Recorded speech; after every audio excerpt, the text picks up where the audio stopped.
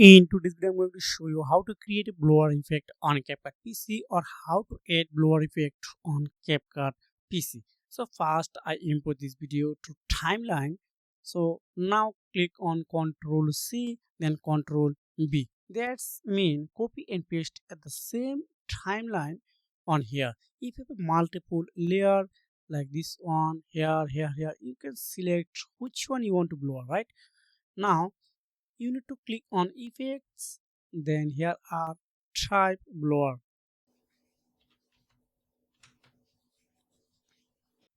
then I select second one, then drag and drop at the first layer. That's it. Now you need to select first layer, then going on basic. When you select first layer, then going on video basic, then click on marks, then click on add marks.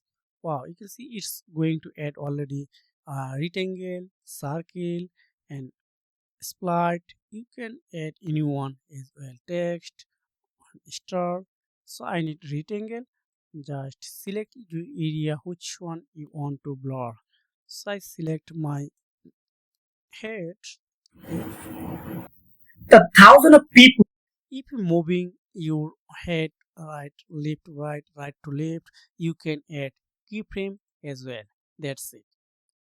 Important up সংসদ ভবন for the state of সংসদ Soip Shoaib Usman Hadi, a co-founder and spoke. So it's working right now. So you can see how I add a blower effect on CapCut PC. So if you have found this video helpful, make sure you like and subscribe the channel. So you can take care. Goodbye.